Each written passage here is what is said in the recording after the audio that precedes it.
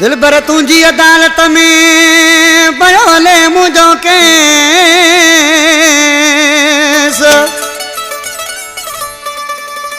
दिल भर तुझी अदालत में पयो हले मुझो केस।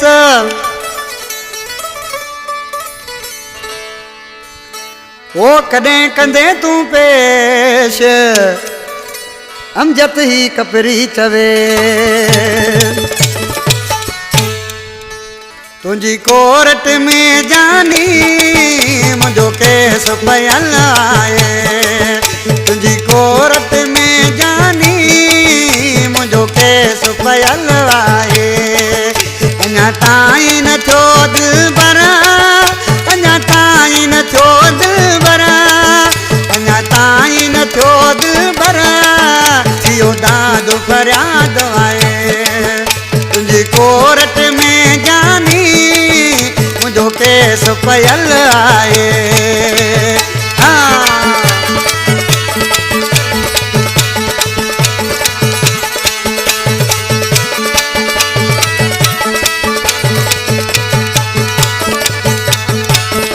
मां मुजरिम हाँ जानी तू वेही अदालत कज।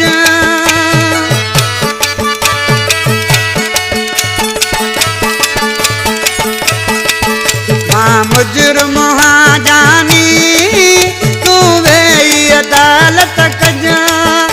या हिकिड़ी मयार मुझी अञा तोत रहियल आहे।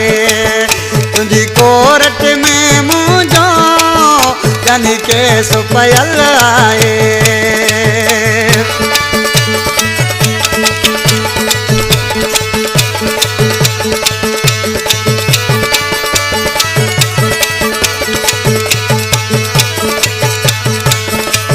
कर तू बरी जानी जा दे तू सजा मुखे।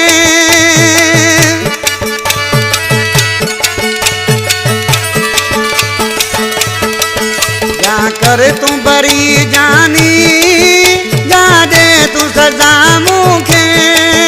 हाणे चाहे मर्ज़ी तुझी साज़न ठयल आहे। तुझी कोर्ट में जानी मुझो केस पयल आहे।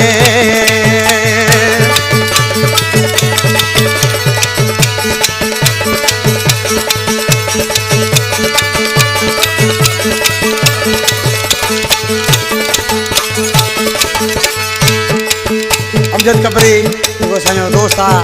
ॾिसी नाले वारे मिसरा में छा थो थिए।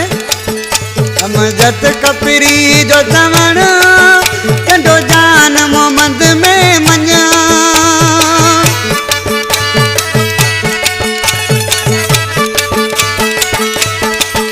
अमजद कपरी जो चवण कंडो जान मोहम्मद में मञा। उस वारू मुझो मन में गॾियल आहे। तुझी कोर्ट में जानी मुझो केस पयल आहे। अञा ताईं न छो दिल भरा, अञा ताईं न छो दिल भरा, अञा ताईं न छो दिल भरा। छो दाद फरियाद आहे।